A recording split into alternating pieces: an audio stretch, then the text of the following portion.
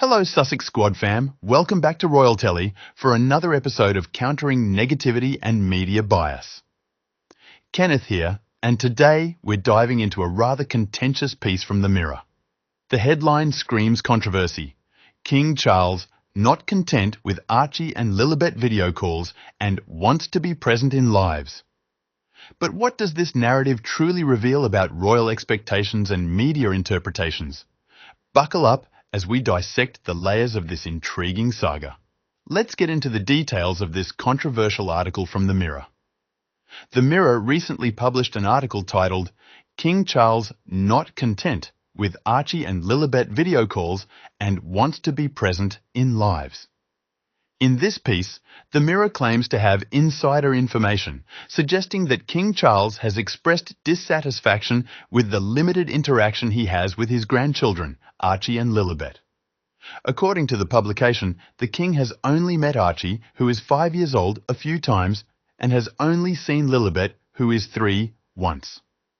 The narrative pushed forward is that of a grandfather yearning for more substantial connections with his grandchildren, beyond the constraints of digital screens.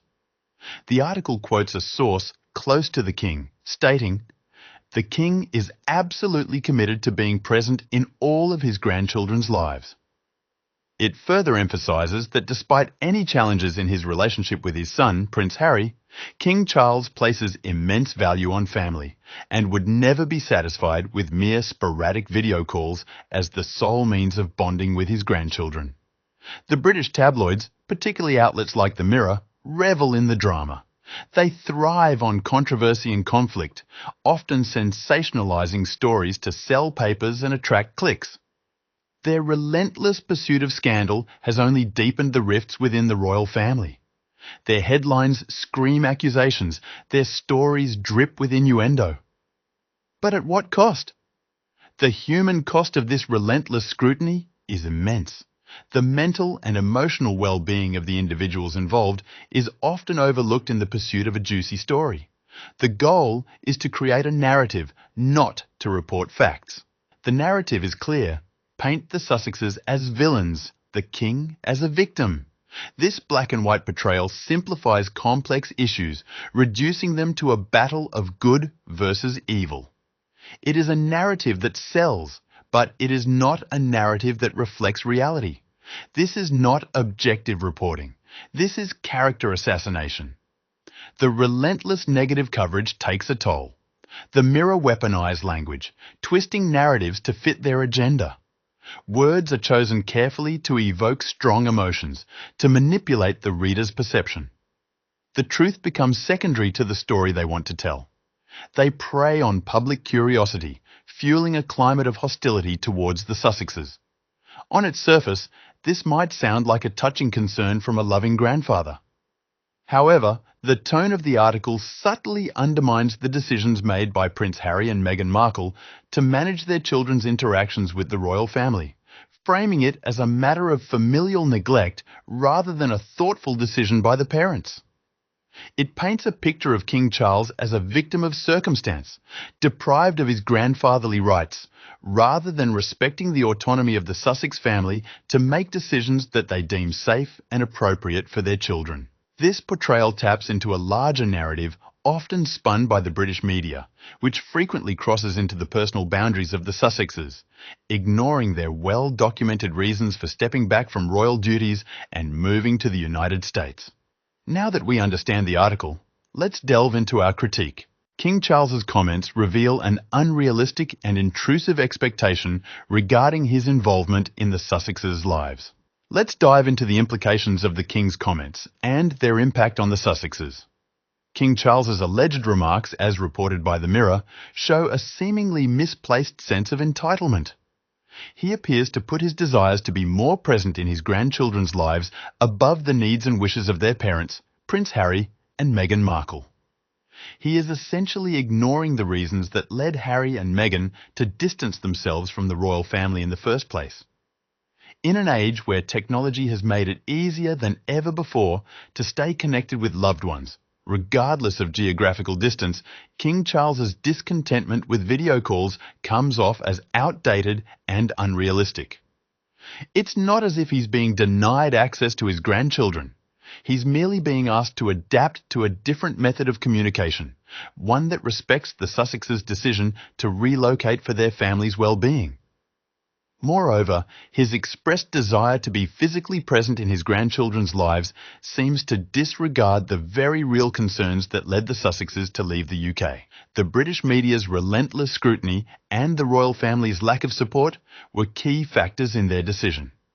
Yet, King Charles appears to be disregarding these issues, prioritising his own desires over the safety and privacy of his grandchildren. It's also worth noting that the Sussexes have every right to set boundaries and protect their family's privacy. They are not obligated to fulfill the King's wishes at the expense of their own peace and security. The King's comments, as reported, seem to show a lack of respect for these boundaries, which is not only disappointing, but also deeply troubling. Furthermore, the King's alleged comments paint a picture of him as a doting grandfather, valuing family above everything else. Yet, one can't help but question this image given the royal family's treatment of the Sussexes. If family truly comes first, why didn't the King and the rest of the royal family stand up for Harry and Meghan during their time of crisis? Lastly, it's essential to remember that Harry and Meghan's primary responsibility is to their children, Archie and Lilibet. Their decision to shield them from the toxic environment they experienced in the UK is not only understandable, but commendable. The King's alleged dissatisfaction with this decision is a clear indication of his failure to empathise with the Sussexes' plight. King Charles's alleged comments, as reported by the Mirror, reveal a troubling lack of understanding and respect for the Sussexes' personal decisions and their right to privacy. His expressed discontentment with video calls and desire to be physically present in his grandchildren's lives, despite the Sussexes' concerns, come off as intrusive and unrealistic.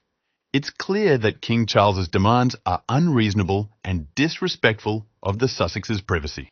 The Mirror's reporting of this story also raises several concerns. Let's delve into the heart of the matter. The Mirror's framing of the story is quite telling of its potential bias.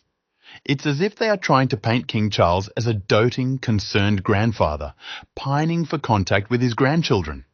But this narrative fails to acknowledge the real issues at hand. The Sussexes didn't just leave the UK for a change of scenery. They left because they felt their privacy was being invaded and their safety threatened.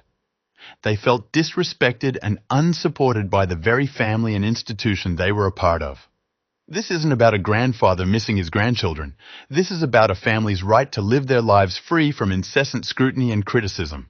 The media has a critical role in either maintaining or challenging the status quo. It's their responsibility to report stories accurately, objectively, and without bias. But in this case, the Mirror seems to have chosen a side, leaving the reader with a skewed perspective of the situation. The Mirror's story takes a complex issue and reduces it to a simple, emotional narrative. It's easy to empathise with a grandfather who misses his grandchildren. It's harder to confront the systemic issues that led to this situation in the first place. Furthermore, the Mirror's framing of the story might make the reader feel like they're getting an inside scoop, a private conversation between the King and his friends. But let's remember, the King is not just a private individual. He's a public figure. And his words, whether spoken privately or publicly, have an impact. The Mirror's story not only reduces the complexity of the Sussexes' situation, but it also perpetuates harmful narratives.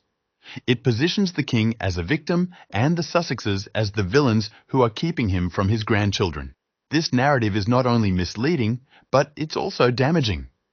It reinforces the notion that the Sussexes are in the wrong for prioritising their family's safety and privacy. The Mirror's story is a clear example of media bias and the perpetuation of harmful narratives.